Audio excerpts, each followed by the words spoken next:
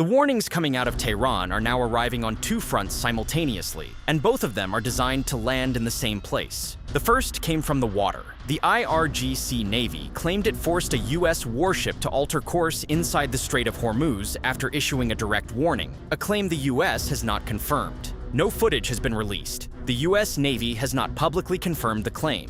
But the second warning did not need video. It needed only 5 words. An Iranian parliamentary spokesman publicly said 90% enrichment is one option if Iran is attacked again. That statement came from a lawmaker, posted publicly, while the ceasefire between the United States and Iran sits in what President Trump himself described as massive life support. One warning is about the strait, the other is about the atom.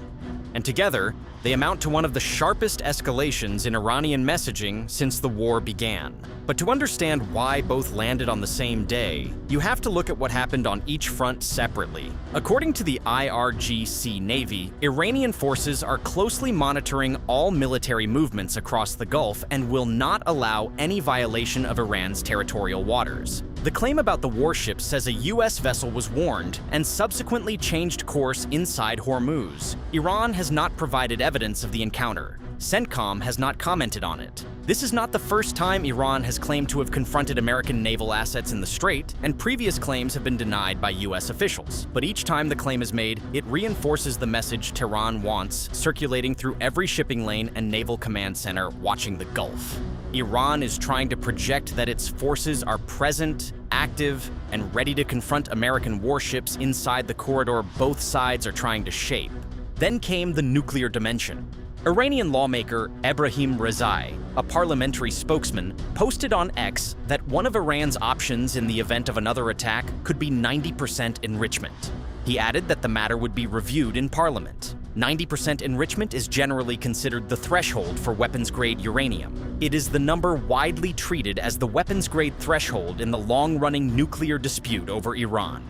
For a parliamentary figure to put that number on a public platform during a war, while the ceasefire is collapsing, is not an offhand remark.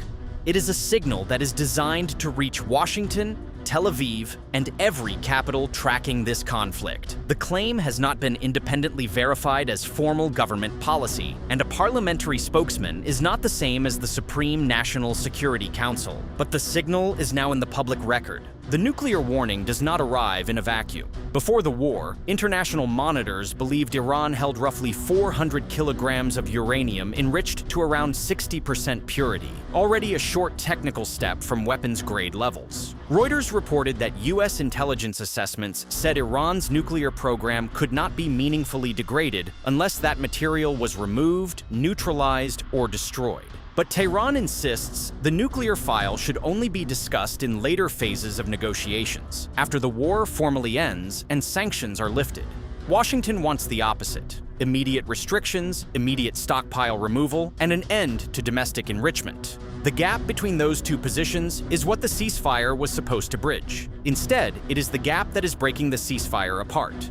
President Trump confirmed the scale of the diplomatic collapse. He said the ceasefire was on massive life support after reading Iran's latest negotiating proposal. He said he did not even finish reading it and called it a piece of garbage. He said the ceasefire was on massive life support after dismissing Iran's latest proposal as garbage. That language does not leave much room for diplomatic recovery, and it landed on the same day Iran was warning about warships in the Strait and enrichment levels that crossed the final nuclear line. Iranian state television said Tehran had rejected the American proposal outright, portraying it as a demand for surrender. According to Iranian state media, Tehran laid out its own conditions before any path toward peace could begin. Reuters and Iranian media reporting said Tehran's terms included war reparations, recognition of its sovereignty over Hormuz, sanctions relief, and the return of seized Iranian assets. Iran also reportedly demanded that the United States immediately lift its naval blockade, halt all future strikes or covert operations, and remove restrictions on Iranian oil exports.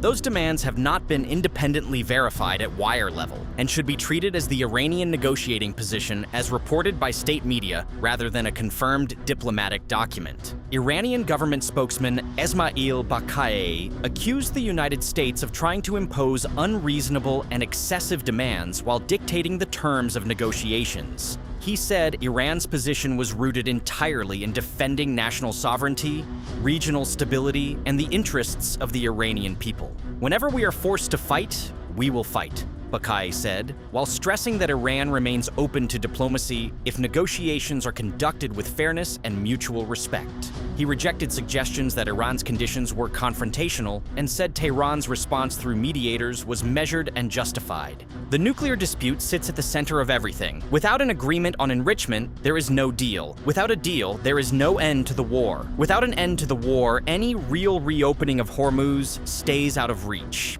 The entire chain of consequences hangs on whether Iran agrees to limit its nuclear program under conditions Washington considers credible, or whether Tehran holds firm on the position that nuclear issues come last. Rezaei's 90% warning is Iran's way of saying that if diplomacy fails and strikes resume, the nuclear file will not remain frozen. It will move forward, and it will move to the level that makes every previous negotiation irrelevant. The warning is not just aimed at Washington. It is aimed at every capital that has spent years trying to keep Iran below that threshold. If Iran crosses 90%, the diplomatic architecture built around the nuclear file would be pushed to the breaking point. The diplomatic collapse had immediate market consequences. Oil prices surged after the breakdown in talks was reported. Global shipping through Hormuz remained under severe pressure, with only limited vessel movements reported under Iranian restrictions. The combination of a failing ceasefire, a nuclear enrichment warning, and a contested strait is exactly the kind of scenario energy markets price as worst case. And the fact that it is now unfolding simultaneously across military, diplomatic, and nuclear channels means the risk premium on Gulf oil is unlikely to drop until at least one of those channels shows movement toward resolution. Israeli Prime Minister Benjamin Netanyahu signaled that Israel still sees Iran's nuclear infrastructure as unfinished business. That statement sits alongside rezaei's 90% warning and creates a feedback loop. Iran warns it will enrich further if attacked. Israel says more strikes on nuclear sites are needed. Each statement justifies the other, and neither side has indicated any willingness to step back from the escalation. The dynamic is no longer about deterrence. It is about whether the next move comes from a missile or a centrifuge. Iranian President Masoud Pezeshkian said Iran would not yield under pressure and would continue defending what he called its national interests. That language is consistent with Tehran's posture throughout the conflict, but carries additional weight when delivered alongside a 90% enrichment warning and a maritime confrontation claim in the same news cycle. Iran is presenting a unified front across its presidency, its parliament, its military, and its state media. Whether that unity reflects genuine coordination or a performative consensus aimed at Washington is a question only the next phase of the conflict will answer. Iranian officials continue insisting that stability in the Middle East cannot be restored through pressure campaigns or military threats. They argue that genuine dialogue requires balance rather than ultimatums. Washington continues insisting that Iran must make concessions on enrichment before any broader deal can proceed. Neither position has moved since the ceasefire began, and both positions are now hardening rather than softening. The diplomatic deadlock is no longer a pause between rounds. It is becoming the permanent condition of the conflict itself. So this is where it stands. The IRGC says it forced a U.S. warship to change course in Hormuz, a claim the United States has not confirmed. An Iranian parliamentary figure publicly named 90% enrichment as an option if the war resumes. Iran holds roughly 400 kilograms of uranium already enriched to 60%. Trump said the ceasefire has a 1% chance. Iran rejected the American proposal and laid out demands Washington will not accept. Oil prices surged. Netanyahu said more strikes are needed. Pezeshkian said Iran will not bow. And through all of it, the message from Tehran is now unmistakable. The warning Tehran wants heard is this: attack us again, and the nuclear file moves closer to the final threshold. Whether that is a bluff, a negotiating position, or a genuine warning is the question the world cannot afford to get wrong. Subscribe to WLA for daily geopolitical analysis.